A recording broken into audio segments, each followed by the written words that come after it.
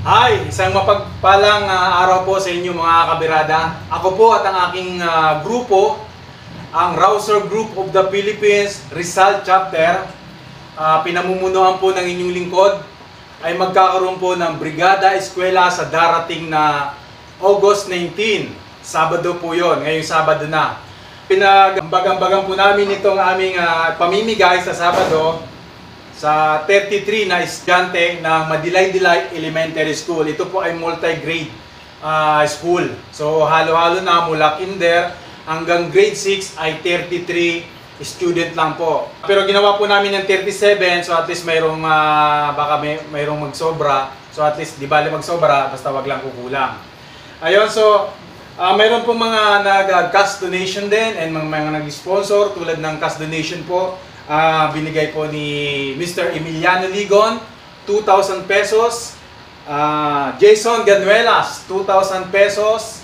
Henry Pajarello, 4,000 pesos. And Francis Hachi Ladines, 1,500. Then may nagbigay din po, nag-sponsor din po ng mga bags. Ito po yung aking workmate, si Ma'am Henny Martin and Francisco Biahe. Nag-donate po sila ng 33 pieces na mga bags. Yan, ito po yung ano nila. Ito po yung kanilang dinonate. May panlalaki po yung blue, and then yung gray ay pambabae. May nag-sponsor din po yung West Point Energy Resources Incorporated through Ma'am si Jackie Ganuelas. Nag-donate po sila ng 33 packs. So ito po yun, mga kamerada. So sample ko lang po itong grade 4. Tulad dito, pang grade 4 po ito.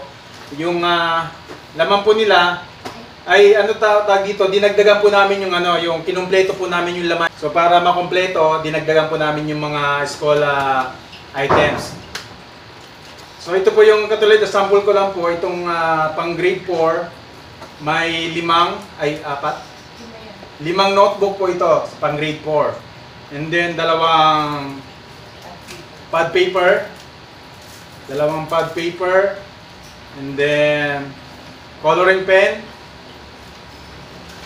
ball pen, roller, lapis, saka gunting. So, yun po yung mga sample ng na mga laman ng per pack. So, iba-iba po yung laman, depende po doon sa grade level. Yun. So, ayun din, nagdagdag din po kami ng payong para po dun sa mga babae. Yan, mga payong.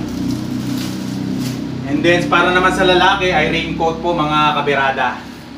Yan, raincoat po. Yun, yung matatanggap po ng mga ng mga estudyante, bawat estudyante po ay mayroon na pong sasamahan na po namin ng mga tsinelas. Yan. Kompleto po yan. Tigi-tigisa po silang tsinelas. Papipiliin po namin sila kung ano yung kasya sa kanila. So, sa kanila na yun. Right? Yan. And then, sasamahan din po namin, bawat estudyante, sasamahan po namin ng grocery pack. So, ilalagay namin per bag. Lalagyan namin ng mga, tulad nito, mayroon ng Bear Brand, may asukal, may kape, may Quaker Oats. Yan. May Milo. And then may mga tulad dito. Yan. Saka itong mga cookies. Sasamahan din namin ng Payless. So isang box na Payless. So syempre hindi rin mawawala si teacher, si Sir Christian, ng surprise namin na Aqua Plus. Yan, binilan siya namin na Aqua Plus. Yan, kasi yun bundok, pag naglalakad siya, siyempre kailangan meron siyang inumin. Sinamahan din namin ng payong na mayroong flashlight.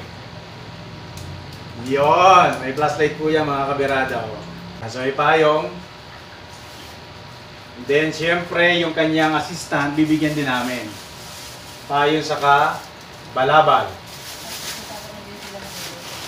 Siyempre, magkakaroon din ng grocery yung si Sir Christian saka yung kanyang assistant. Binilan din po namin ng ano siya, ng electric fan para kay Sir Christian. Yan, meron siyang electric fan. Yan, sana may kuryente doon. Ano pa ba? So, yun lang mga kabirada. At ito yung napag-ambag-ambaga namin ng mga grupo together with the cash donation po, yung mga nabanggit ko kanina at saka yung mga nag-sponsor. Muli, maraming salamat po sa inyo lahat. Ito pong lahat na ito ay matatanggap po ng mga estudyante sa Madilay-Dilay Elementary School. Alright, let's go!